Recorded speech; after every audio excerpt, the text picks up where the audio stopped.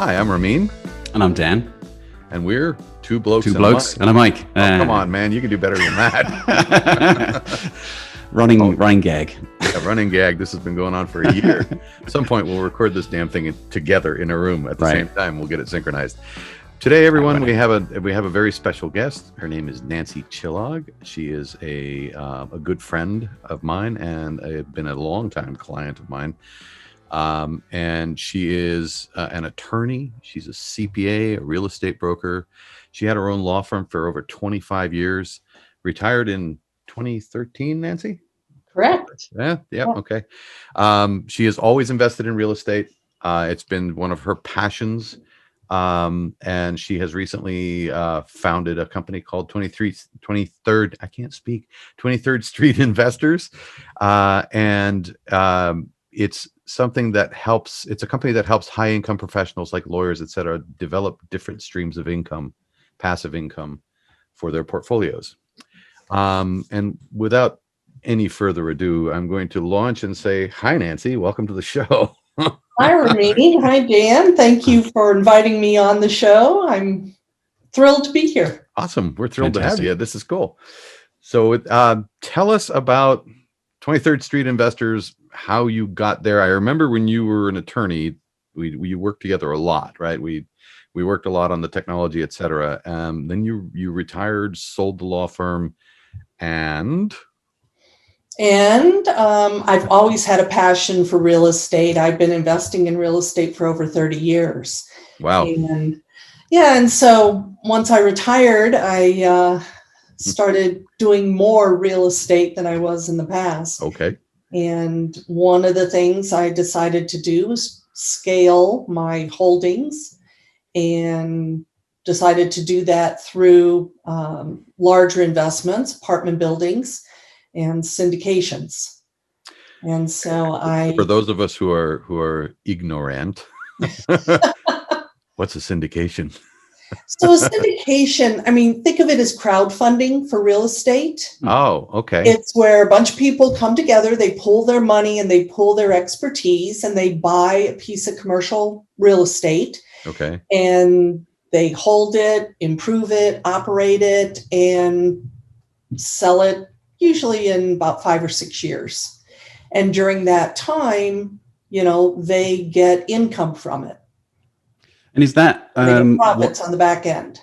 Nancy, is that what your company is specializing in, or yes, that's what 23rd Street Investors does. It makes these investments available to people that want to invest in real estate and really don't have the time to do it themselves. Mm-hmm. Right. Because for years I was a hands-on investor. I would buy the property and I would fix it up and then I'd rent it out. And, I've owned all types of real estate, but I was very hands-on. Mm-hmm. And most people want to invest in real estate, but they don't want to do the work. Yeah, they don't want the hassles of being a landlord. And so basically, is it toilets, tenants, and trash, right? Yes, exactly. And most people don't want to deal with that. And a lot of times, you have a full-time job. You don't have the time to do that. Correct. Yeah. And so many of us don't. What I do is I do the hassle part, and you do the bring your money to the table part. Got it. Clearly you've been investing in real estate for such a long time, but how did you get started? How did you take that initial step of investing? Question. Where did this come from? That's a great story. I was fresh out of law school, and I knew that I wanted to invest. I knew that I had to have something other than just my law income. I had a ton of debt, from going to law school. I was new to my job. I was working full time, but I had lunch with a friend of mine and we decided that we wanted to invest in real estate. And I'm really aging myself here. That's when you could go out to a kiosk on the street and get a little magazine that would tell you real estate that was for sale. Yeah. And so we looked through that and we found a 5-unit Victorian in the Mission District in San Francisco. And it had owner financing. And so we just decided to buy it. And Wow. we had to come up with $50,000 down. I didn't have any money. Any money.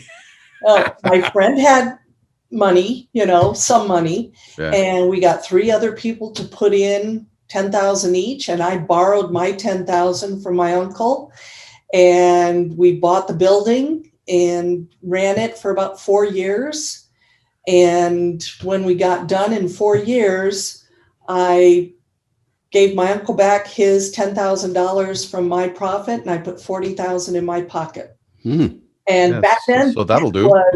that was a great return. No Right. kidding. Right. Yeah. And then I was hooked, and I just rolled that right into another building, and Right. just Rinse kept and repeat. going and started doing fix and flips. Mm. And And like, so how would you get to that point? Like you invest in the property, and you have a full-time job.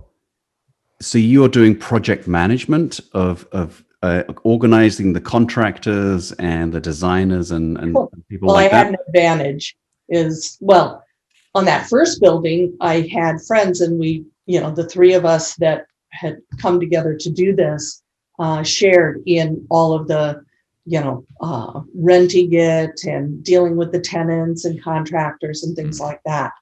But then a few years later, when I really got involved in it, I happened to be married to a contractor.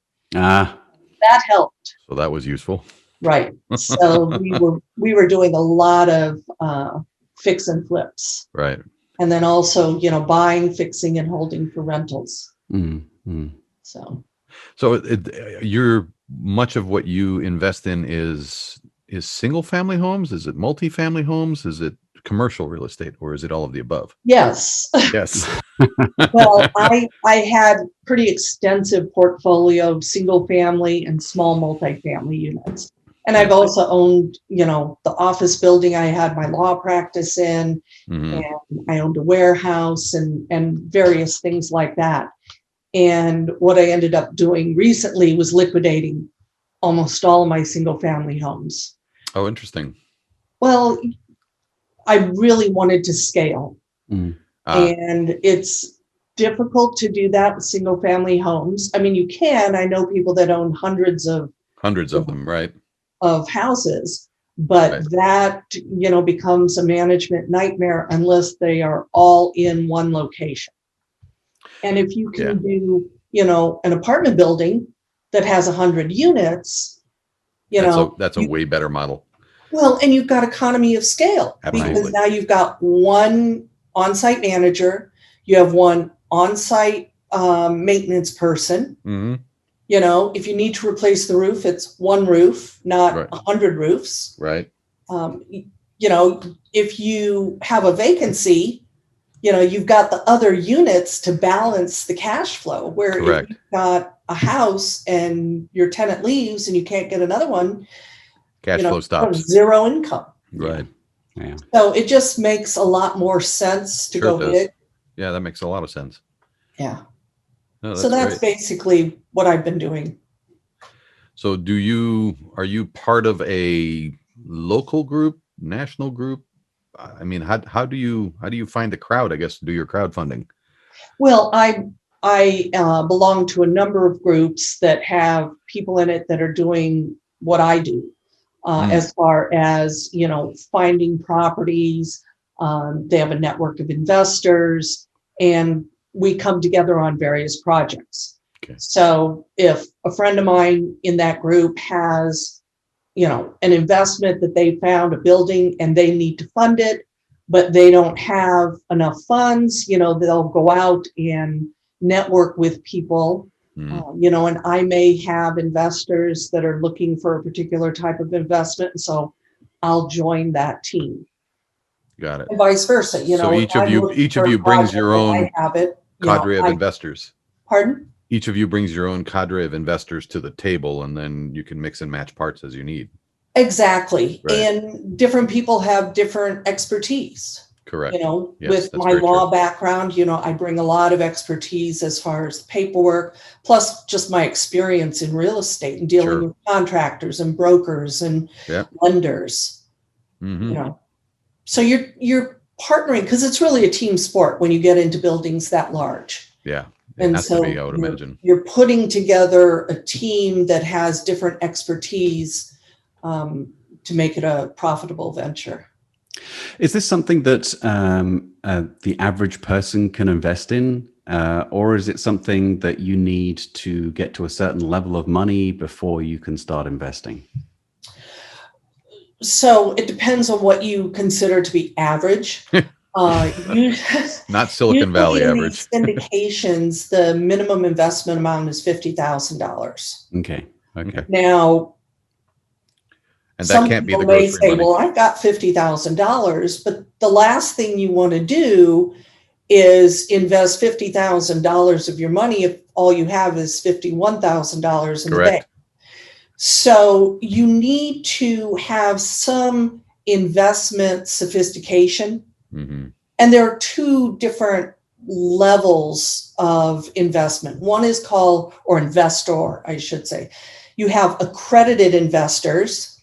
These are people that make $200,000 a year and have for the last couple years and expect to continue making that. Mm-hmm. Or with their spouse, they make $300,000 a year. Mm-hmm. Or if they don't meet that category, then they have at least $1 million in assets, not counting their personal residence. So if they're an accredited investor, then there are a lot more investment opportunities available to them because the Securities and Exchange Commission says, look, you can advertise these investments if you only sell to or bring in accredited investors. Okay. Then there's a second category, which we refer to as sophisticated investors, where they don't really meet that criteria, but maybe they make $100,000 a year, and maybe they have, $500,000 to $600,000 in assets. I mean, it's sort of a gray category, right? But they have enough sophistication, to actually invest. They've invested in real estate before. They've done things that would make it more likely than not that they would understand the complexities of an investment and have the financial wherewithal to handle the risk. Got it. Yeah, so it's not every Tom, Dick, and Harry that can just walk along and say, "Hey, I want to be part of this." No. Yeah. Okay. Well, that's actually good. Those people can get there. Yeah. But maybe they take it a little bit slower and they start making some money, elsewhere, or they start saving up money. Another thing that is very, very popular with syndications is people using their IRAs or 401ks. Okay. Yeah. Okay. So they take a loan. Because the nice thing about these investments is not only are you getting cash flow and, back end profits, but you're also getting tax write-offs that in essence virtually make your cash flow tax free. I was reading about an investor, a famous investor who very famously exploded his Roth IRA because he took the money in there, the small amount that he was allowed to invest, and then invested that in some of the startups that he normally does. And that exploded in growth. And so he's gone from zero to $1 gazillion in his Roth IRA. Yeah. Is that something that is open to the rest of the public that has a Roth IRA, that they could take that money and invest it in a syndication, for example, and then have that grow tax-free? Absolutely. Now, if they want to do that, they have to jump through a few hoops because they have to have what's called a self-directed IRA. Okay. You can't do it with just a traditional one because the traditional ones you invest in stocks and correct funds. Yes. But with a self-directed IRA, you can invest in real estate. And so they would have to make that conversion, but it's a very easy conversion to do. Yeah. And, I help my investors all the time do that. But yes, I mean, those things are great. The downside to having it in your IRA is that you don't really get the tax benefits, but your IRA isn't paying taxes anyway. Correct. Right. Yeah. You'll get it when you retire or you Right. want to But a lot of extract. people and a lot of my investors are trying to create secondary streams of income so that they can retire early. They don't want to have a pot of money at the end when they're 60 years old and retire.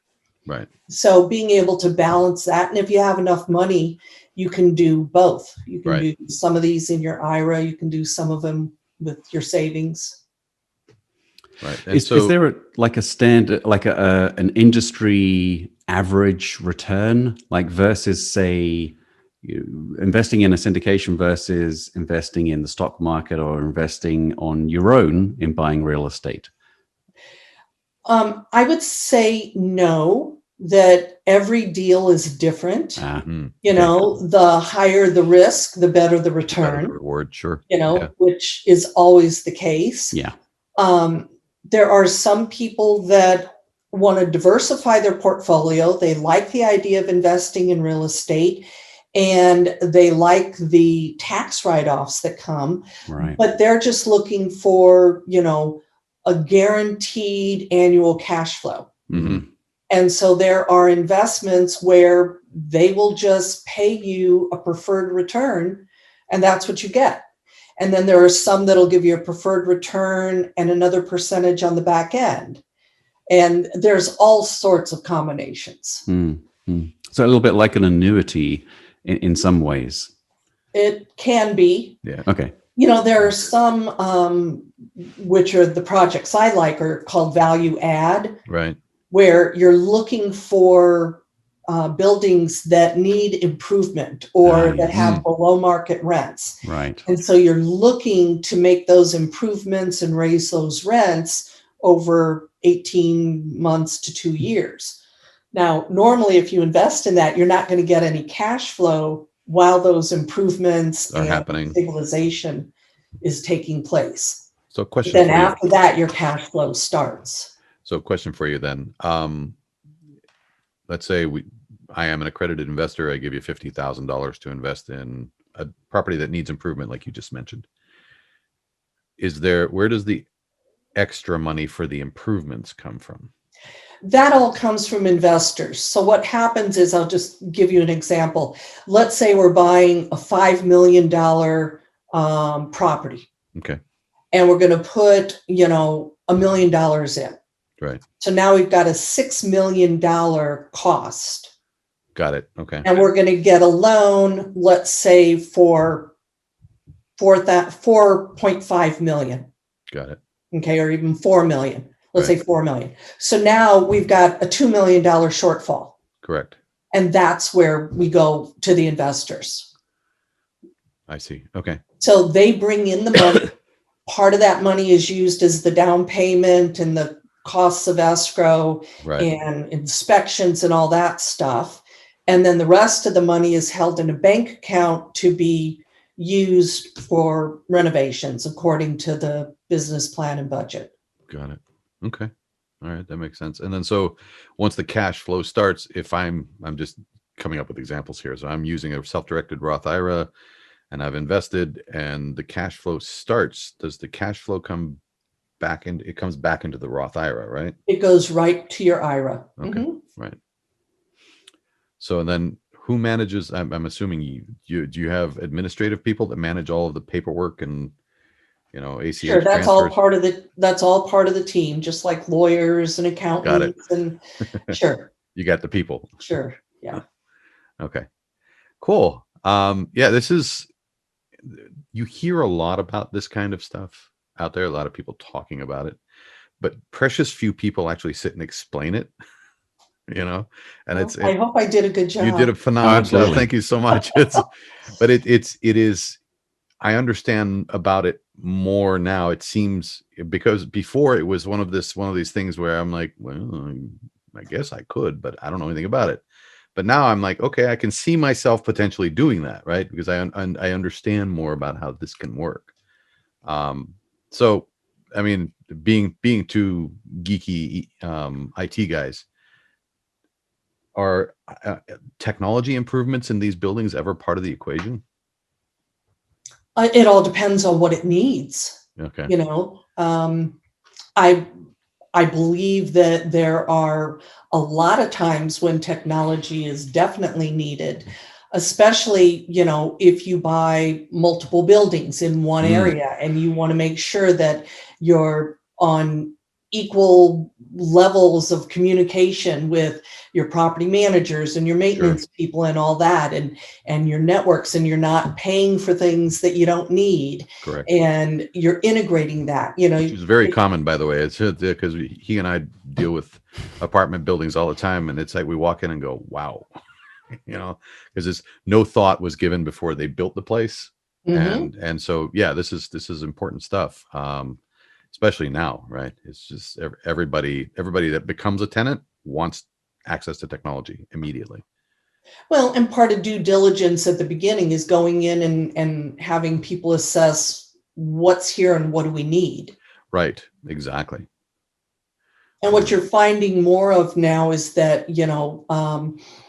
sponsors like me, Mhm. are trying to make sure that we are providing the tenants with the best service possible. Correct. And so Because we after all, will. it is a product. It's a It's a product you're marketing. product, Yeah. and you wanna keep your tenants, and you Sure. wanna be able to get the maximum amount of rent that you can. Absolutely. And so you need to offer services. And if you can get a vendor that you can get a deal with where they're really providing you with a good service that's gonna benefit the tenants, then it's a win-win-win.